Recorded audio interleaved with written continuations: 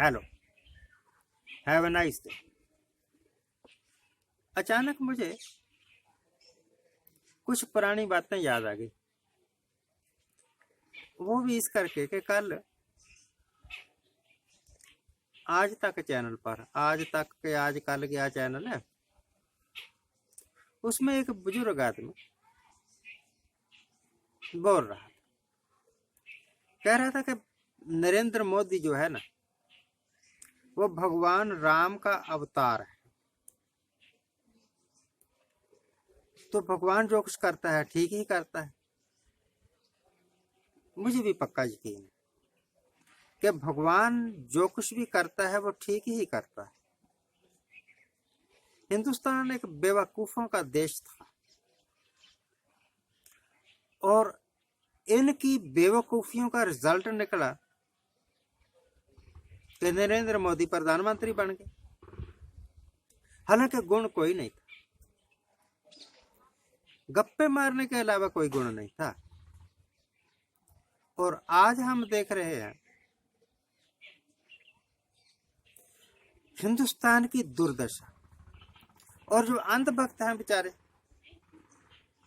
उनको लगता है कि अब हिंदुस्तान विकास की बुलंदियां छू रहा है। गुरु ग्रंथ साहब की एक तुक है कि राम गयो रावण गयो। राम जैसे महापुरुष चले गए। हम भगवान नहीं मानते राम को, परंतु महापुरुष था। रावण भी गया, राम तो मर गया, रावण भी मर गया। जैसे जैसे वक्त आया चले गए। ये जिनको आज ये लोग भगवान कह रहे हैं, ये भी जाएंगे। मुझे तो ऐसा लगता है कि जिस तरह इंदिरा गांधी को कह रहे थे ना लोग कि इंदिरा इज इंडिया, और उसके बाद इंदिरा का पतन शुरू हो गया। वही हाल ऐसे बंदर करने वाले हैं नरेंद्र मोदी के। वैसे नरेंद्र मोदी शायद इतना बुरा ना हो, परंतु इन बंदरों के कारण भुगतना तो उसे ही पड़ेगा ना, भुगतना तो उसे ही पड़ेगा। मुझे कई बार याद भी आता है और कई बार मैं शर्मसार भी होता कि मैंने भी विश्वास कर ली ऐसे गपोड़ी आदमी के ऊपर। आप जानते हैं क्या कि नरेंद्र मोदी ने बड़ा गला फाड़ फाड़ के कहा था कि पिछले 70 साल में जो विदेशी धन स्विस बैंकों में पड़ा हुआ है ना, मैं उसको वापस लेकर आऊंगा। और ज्यादा लंबी चौड़ी स्कीम नहीं थी उनकी। कहने लगे मुझे 60 महीने दे दो, 60 महीने में सारा विदेशी धन जो है ना, हिंदुस्तानी धन यानी कि ब्लैक मनी ऑफ इंडिया, उसको मैं वापस लेकर आऊंगा। और उसके बाद कई बार पत्रकारों ने पूछा भी बीजेपी वालों के लीडरों से, क्योंकि नरेंद्र मोदी से तो कोई पूछ ही नहीं सकता, ना ही उसको कोई जवाब आता है।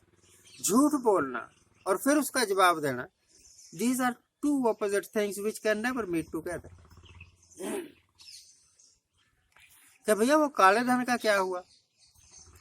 तो जेटली साहब बोले कि उस देश का कानून हमें इजाजत नहीं देता कि हम काले धन के बारे में पब्लिकली कुछ भी बोले। तो तेरे को पहले नहीं पता था जब इतने इतने घोंसले काट रहा था कि विदेशों का कानून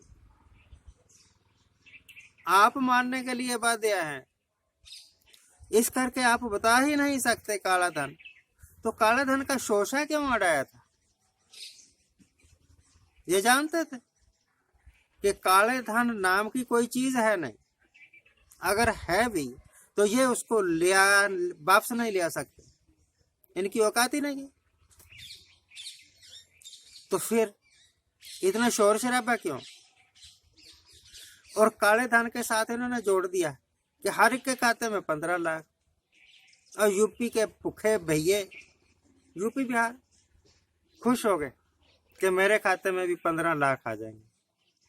मुझे याद है बैंक वालों के साथ लोग आके लड़ा करते थे कि जल्दी से मेरा जनधन खाता बना दो, और अगर बैंक का मैनेजर कहता था कि अभी निकाल लाना तो वो लड़ पड़ता।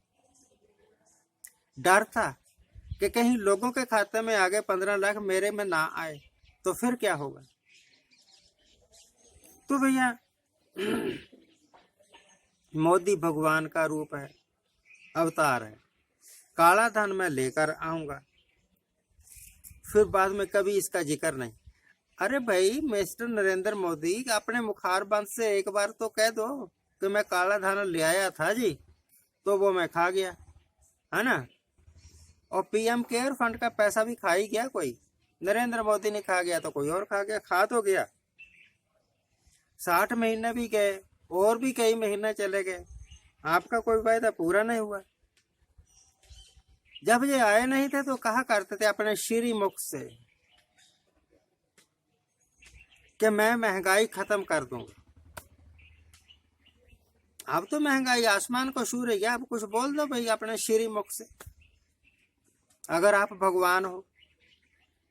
अगर आपके चमचे कहते हैं कि नरेंद्र मोदी भगवान है, तो उनका भरम रखने के लिए कुछ तो भगवानियत तो दिखा दो ना। ना तो नरेंद्र मोदी ने कभी आज तक कुछ कहा, और ना ही वो मैडम जी सड़क पर बैठ के रोटियां पकाया करती थी स्मृति ईरानी, और उसके चमचे विजय गोयल जैसे।